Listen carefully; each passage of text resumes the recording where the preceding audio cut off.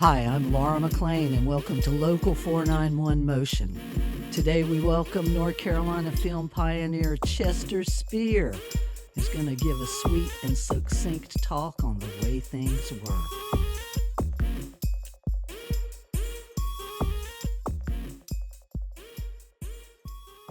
Let me start at the beginning. I had worked in theater prior to joining the union in Wilmington, and so I had membership years earlier working at the theaters in New York.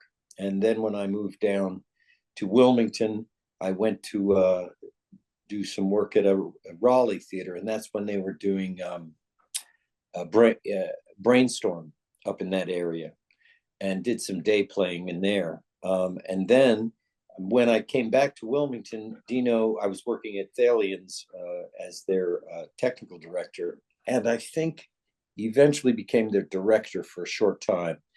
And I had gone to them and offered them a long-term contract, and they didn't want that. They wanted to do it show by show. So that freed me up to go join, along with Scott Davis, the crew on Firestarter. And at that time, Dino was offered the studio land. It was near the airport, and it had just some simple buildings. What is now the front offices, we used as stages for the working on the special effects was in that area, and the casting was done in that area. And the larger stages behind were not built yet. And certainly where the castle was on the far back lot was all woods. So that had never been cleared yet. So we were working out of these metal buildings that were rather short, so they didn't have a lot of height. But it didn't really matter because most of the location shots were down at Orton Plantation, and the plasterers and carpenters were down there building a replica of the plantation a few acres away from where the original was. And my brother went to work on that film, and my father carpentry, and my brother, I think, plastering, doing it in the plaster department, because both had experience with that. And I went to work on that film also in the carpentry department, and built some bridges and some pieces that I think may have even been cut from the film later. But after that, Dino decided he liked it here, and he would stay here in Wilmington. I'm in Asheville, but here I'll refer to here as Wilmington. And so he made a deal on the rest of the land, and brought in a man to do all the infrastructure and the plumbing and everything to expand the studios into the back. And we were still in that front building when we started doing Cat's Eye. So we started with Firestarter with Art Carney and Drew Barrymore as a child, and then came in Cat's Eye.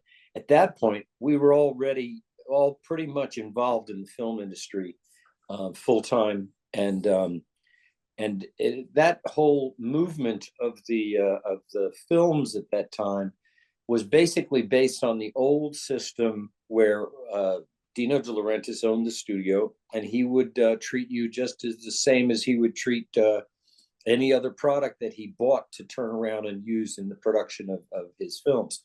So while we were in a right to work state, we were all still making better money than any of us ever had in the past. So it doesn't even compare to what people are making today, but still, for Wilmington, North Carolina, and people who lived in Wilmington, North Carolina, they were good wages. We were treated fairly, and we got overtime when we went over 8 hours, as the state law allows. But the state law was a right to work state. The situation was that Dino had been making films all over the world, and he was used to paying some higher prices. So he paid everybody fairly. And that prevented the union from coming in because everybody was making good money. So there was no real reason to buck the system that Dino had in place. On the other hand, Dino we were learning from Italians and from some Englishmen, different people that Dino brought in internationally to head up these departments that we were working in. And so we learned very quickly different systems and different things that he had in place and how he managed his studios. One of the things that I was taught early was never walk around without a piece of paper in your hand. No matter what, always have a piece of paper in your hand. If you're going to the bathroom, you're going for a cigarette, doesn't matter, have a piece of paper in your hand, because if Dino drives by, sees you smoking a cigarette outside without a piece of paper, no destination, then that means you're taking a break, and he didn't like breaks. So he would fire you. He fired several people for just being outside smoking a cigarette or, taking a break. And that's the way it was. So we knew that when Dino was in town, we had to do certain things differently because he ruled basically like a Caesar. Whatever he wanted, including there were certain things. He had some superstitions about the color purple. You couldn't have any color purple on any of the sets because it was bad luck. Every film was started with a prayer, bring in a Catholic priest and bless the sets and bless the production. And we were all expected to stop and just stand there. We didn't care. We were getting paid good money to stop and stand there without a piece of paper. So we all did that. And we had all our little departments from plaster, carpentry, the paintings, the hanging miniatures that we were working on. And it was a lot of camaraderie. So that brought the people that worked there together to form a family, which was not represented yet by the union. The union was trying to get in, and there was a lot of undertow talk about that the union wanted to come to North Carolina, but it was a right to work state, so they didn't have any real rights to come in and start organizing. They had to have a certain number of people to sign a petition to ask the union to come in and get permission to unionize. That all came about much later after Dino had decided to stop productions there. When he did, the studio was fairly empty, and we created a thing called the Cape Fear Filmmakers Accord to take up where Dino had failed to keep films coming. Because now we were all sort of engulfed in that industry, and people had to move away for work. And while Dino was in place, there was no option for a union. Dino was a strong ruler, and if you crossed him in any way, you were just gone very quickly. But after he went public with the company, and then basically bankrupted it, and it went on to the stock market, and then it disappeared off the stock market because he bled it dry. His system at that time was interesting, and it basically was he would get MGM's money or whatever company, large company, to put the money into the production. He would pay the carpenters $20 an hour, and he would charge them, or $15 an hour or something like that back then, and he would charge MGM $25 to $40 an hour for the same carpet. So he was running the money from MGM through his company to pay us, and none of us really knew a lot of that at the time, except for a few of us who were involved with the Italians and knew would hang out with them and became friends, and then these stories would come in. But basically what he would do is he would charge MGM what they were paying carpenters in LA, and then he would hire locals and he would pay them much less, and he would skim off the top. And that was very lucrative, but when he put it on the market, on the stock market, he had to follow different rules.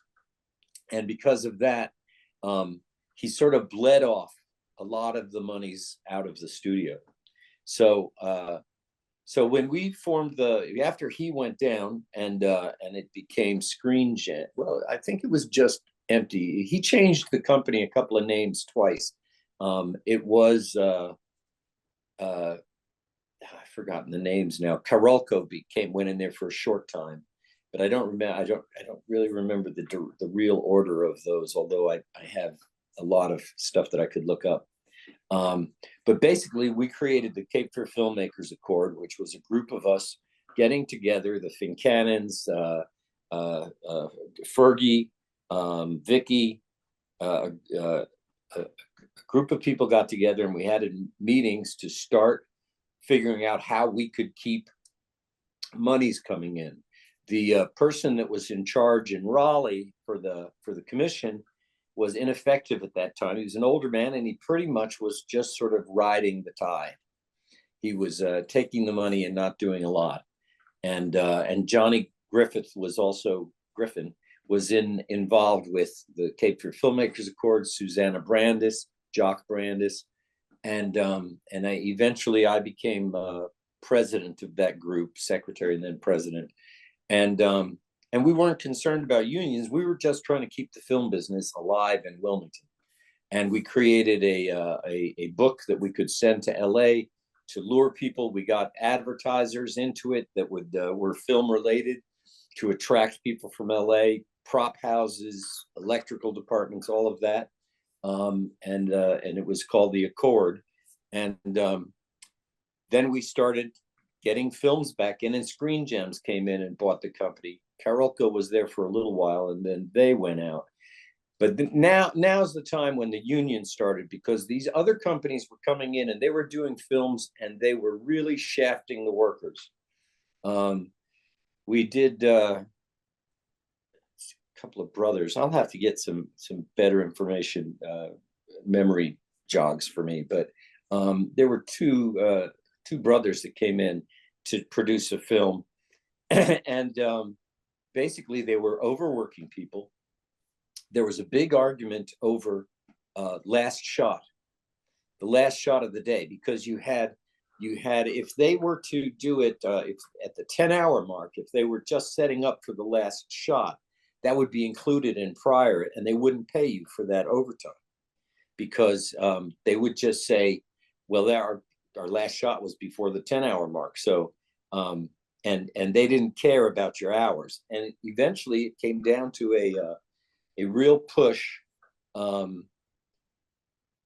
where I wound up standing up for the workers and saying, we're not going to take this. You have to pay overtime. And they went down to the stage and told anybody that didn't want to work for free that they should just leave. And big confrontation on the stage. And I, along with a few other people, left. And we understood why some people didn't leave, because they had more families. I was single and I didn't have to do that. But basically I left. And what upset me was the next day I had been replaced like that. So there was a line waiting for us to leave so they could come in and work for free. And they didn't understand cutting their nose off to spite their face. They didn't understand that the solidarity of us being together and everyone leaving, we would get what we need. But there were too many people that were interested in getting into the film business. And so they took on people without qualifications and without experience. And that led to a lot of accidents on set and things like that. And so the union, I can't remember exactly what film we were doing when the union came in, but basically Keith Pickett and a few other people started getting into the union and getting them in there, and it had to be sort of done as an undercurrent, because if you talk too much about it, you could be fired very quickly. And so it took quite a bit of work, and we had to get a lot of signatures on forms saying, yes, I wanted the union to negotiate for us. And all of those were collected quietly, privately, and during lunch and things like that, when the studio heads and people weren't watching. The studio, after Dino, really tried to take more advantage of people and push people around, and it got worse to work there. because they weren't functioning in any kind of a safe manner. They were abusing the workers.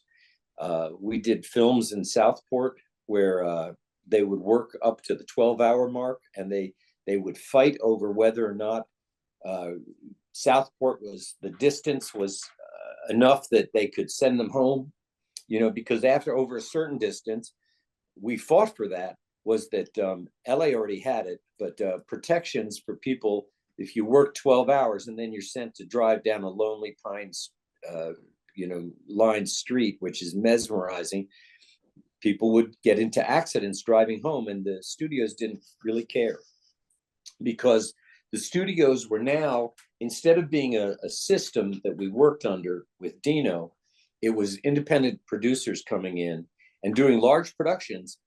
And what I mean by independent, there was still MGM or Paramount or Warner Brothers. They were still big company names ahead of them, but it was rare that you got a producer that came in and cared about the local workers. And so more and more people got hurt and weren't paid for overtime. And so everything was a fight, which then brought the union in stronger after that, because we all said, we don't have to do this. All you have to do is to sign up for the union, and the union will protect you. And the union will protect you even if you don't sign up for the union. That was a major thing, because a lot of people were like, well, I don't want to lose some of my money to the union for the dues and this sort of thing. And it's like, you're going to get the same deal. If we allow the union in to do this work, everybody's going to get the same deal, because the negotiations will be for everyone, whether you're a union member or not. And that was a big deal. And we slowly started growing people to trust the union and everything. And then we got involved with the union, and more so than before. And then we had to open up the local offices.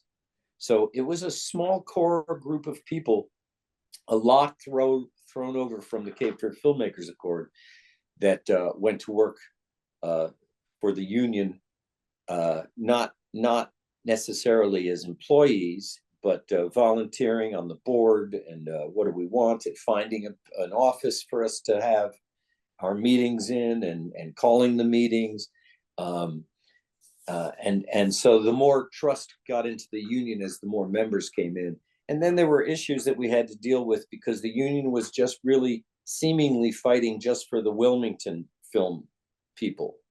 So there were issues with the Charlotte people and the Mountain people, and making sure that whatever representation we gave to everybody was given to everybody across the board. And but there were, again, those issues with distance. So if somebody came in from Charlotte to work in Wilmington, then they needed a hotel room, but the union wasn't, well, because it's all this area, we can't fight for that. So we had to also fight to make the union fight for us. There was an issue where the main union still thought of us as somebody that they were going to take in, get dues, but not really work for. And in some ways, sort of a catch and kill type thing is that once we had them in there, then we got worse deals than LA and New York, and we wanted equal. But they kind of considered Wilmington as a distant entity, and didn't have a lot of, because the higher ups were New Yorkers or people from LA, they didn't really have a lot of reason to fight for the Wilmington people, because that took money away from them unless they were coming to do the movie. So there's a lot of layers of personalities and motivations that were kind of at ends with each other. And so we had to grow the 491 into a portion of the union that was strong enough to say, no, we're not going to be dealt with this way. We're an equal part. And all of this stuff that I'm talking about happened over time. It wasn't quick. But it slowly got better and better and better. And of course, it led up to the governor that we had, the Republican governor, that shifted all of his investments to Atlanta. and so killed the. We had to fight the North Carolina state, and even New Hanover County. We were fighting for them to help us to keep films in Wilmington, and the response we got from the council, which was mostly the Republicans on the council that fought it, was why should we support you? I don't see a reason. You're wasteful. You use stuff and then you throw it away and everything. And how much paper do you use? It was just a ridiculous construct that they were coming from in order to fight against helping us to build the Accord and to keep the films in North Carolina. And we had to prove to them the monetary value. We had to literally have some of us who were really great with accounting go through and figure out how many hotel rooms were being rented, how many restaurants were getting money from the film industry because they were bringing in people, how much paper suppliers, printers, woodworkers, every aspect we had to figure out ourselves as workers because we had no entity to do that work to go to the state with. And eventually we convinced the state. The county was not so easy. They didn't understand it. They didn't understand the film industry because they weren't in it. So they just thought there was a big bunch of people that were getting paid more than anybody else in town, and they were special, and why should we do anything for them? And we had to prove to them the benefit to them for having us. There was another issue, and I'm kind of scattered in all this stuff, and maybe we could do another one of these where if you find something that you're interested in, we could go on about. Another thing from a location point of view and dealing with locals was that when we had these other companies come in, not Dino so much because he was protecting his investment, but these other companies that would come in and do a film and leave, they didn't really care about so-and-so's house or yard or garden because they were gone. And that entity, whatever name we were filming under, would disappear. So there was nobody to sue. They would go away.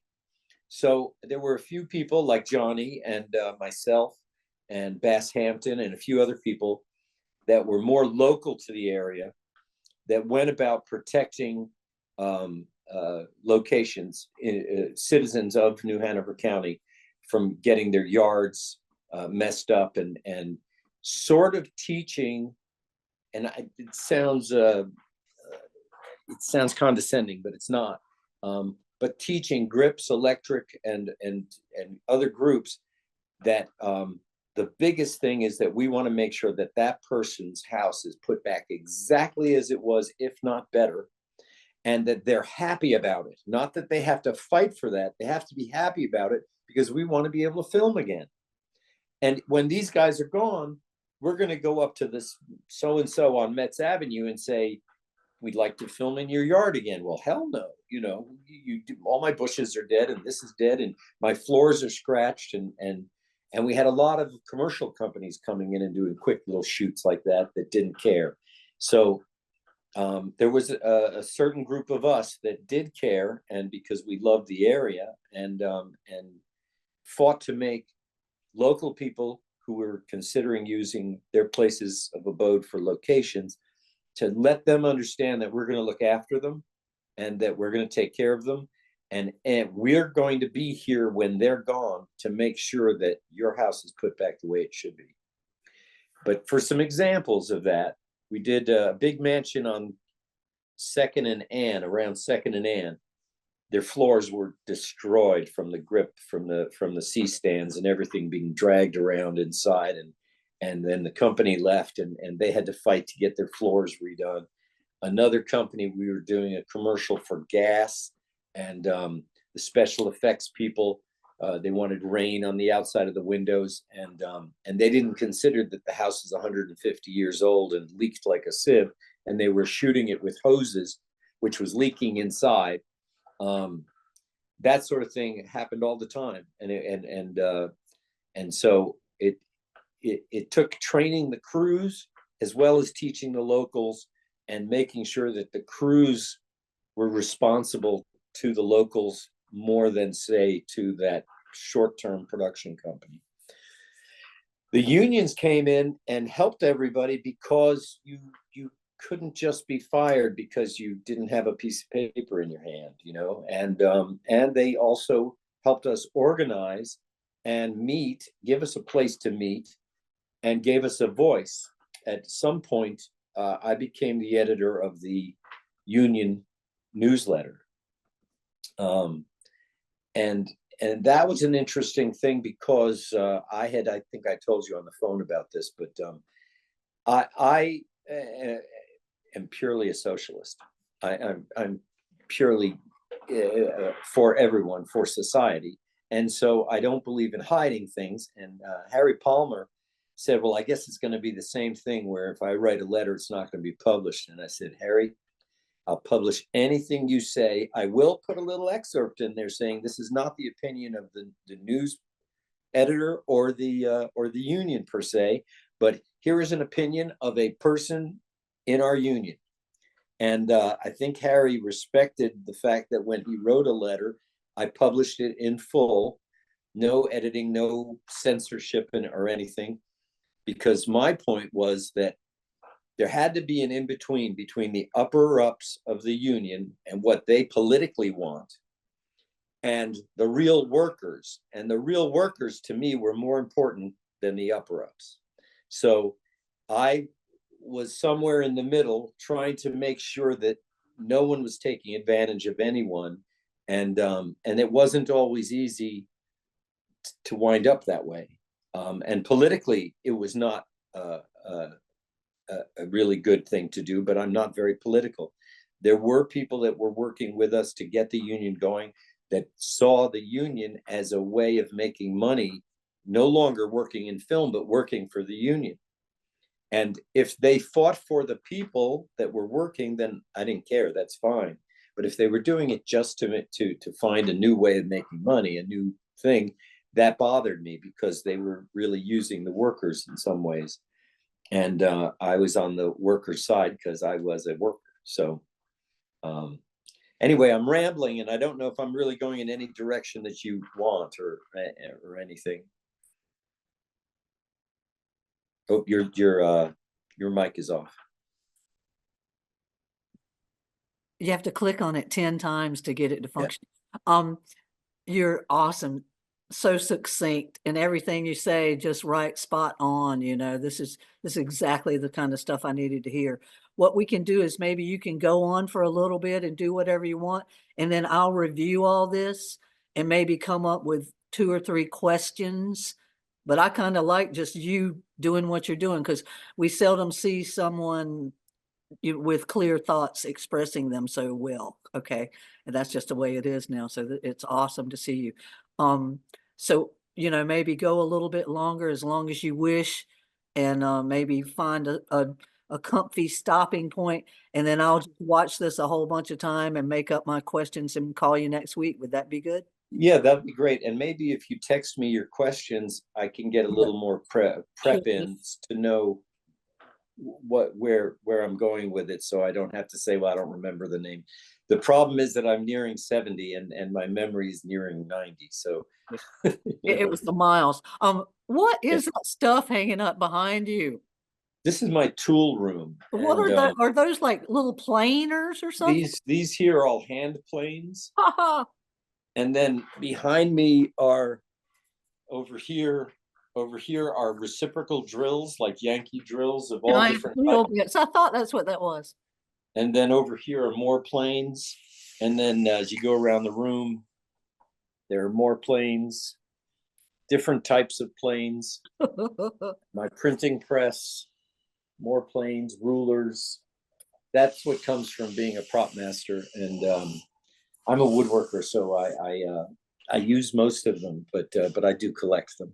This is a great, intriguing background. You know, no one knows enough about it to know really what it would be, except for a handful, and they'll love it when they see it. So that's awesome. That's awesome. So I'll talk about a little bit about the fighting that went on before the union came in. There were at the studio, the union was waiting to get into this because they saw it as a money-making thing. And the problem was, like I said, that Dino treated people fairly fair, except for his moods. You know, if he saw somebody without that piece of paper, without some destination, without something that they were doing for him, he would fire them, figuring they're doing something for themselves. And so that wasn't something that he liked. And as we went on in doing productions, the union did try to make stabs and inroads into the world of Dino De Laurentiis, but Dino had a lot of experience with that, and he could very quickly, and he did it. We did Conan in Mexico, and then they sort of got antsy to join together and make him do, and he just closed up shop, packed everything up, and left, and found a new place, which happened to be Wilmington, North Carolina. But if what happened in Conan hadn't happened, he may have still just stayed in Mexico and kept working. And the reason that he came to Wilmington was because we had a Governor Hunt at the time, a Democratic governor, who was very interested in the arts and finding non-polluting industries for North Carolina. And he was a good man. And he, along with the man who owned I think the museum is named after him, Dan Cameron. And he got together with Hunt, and they flew Dino in, and went to LA, talked to him, flew him in, showed him the land. The land was near the airport. That was a problem. But it was offered to him free for now, and then with a deal later. And flew over Orton Plantation. He saw that, he liked that for the fire starter. And so everybody was working together to get him there. And everybody wanted them there. They had a little bit of filmmaking years earlier, but they knew what a boom it was. And so really Governor Hunt was the one that really pulled him in, and it gave new life to the theater groups in Wilmington.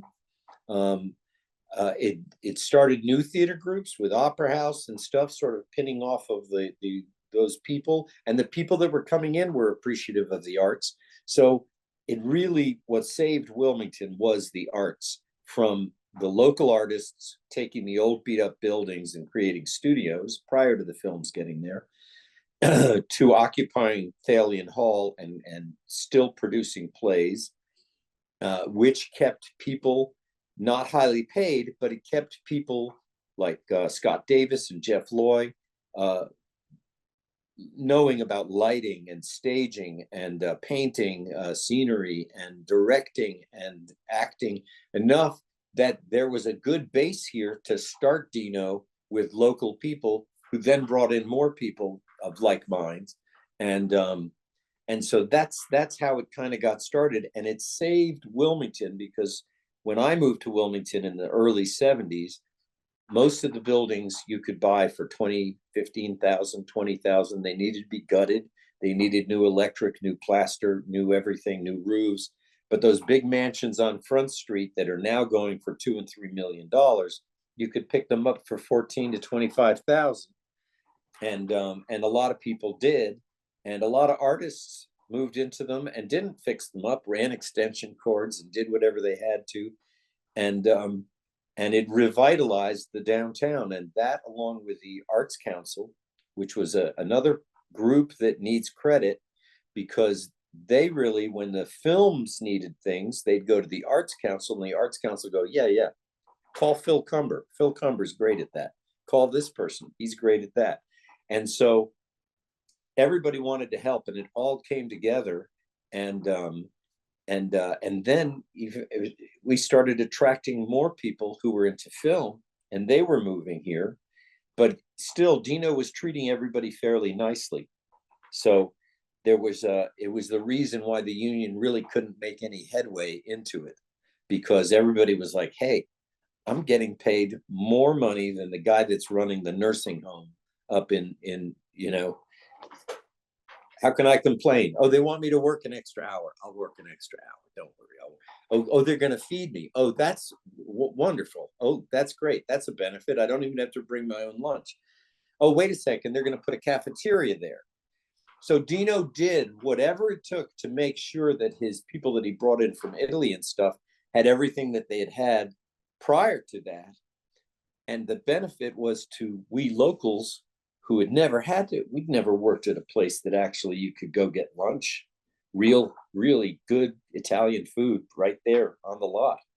There was no reason to drive up to the Scotchman and buy those little plastic sandwiches anymore, So you had to add all that into the benefits. And there were times that union members, I remember standing at the gate, and across the street on 23rd Street, the union people did a little bit of picketing. And we all went, what are you going to get us? Well, we can get you this much money. We're getting that. We already get that. He's already giving us that. And we have wrap beer at the end of the night. Later, that had to go away because of liabilities and because we usually emptied those coolers. But it created a camaraderie at the end of the night when you were done filming with the crew and the people who came from out of the country. It developed a camaraderie where we were really learning from people. And a lot of Canadians that came down, although there was that Canadian-American sort of animosity, like I'm better than you or you're better than me, that sort of thing, we got past that. But initially, there were issues because the Canadians could come work here, but we couldn't go to Canada because Canada had laws protecting their jobs, which we did not have.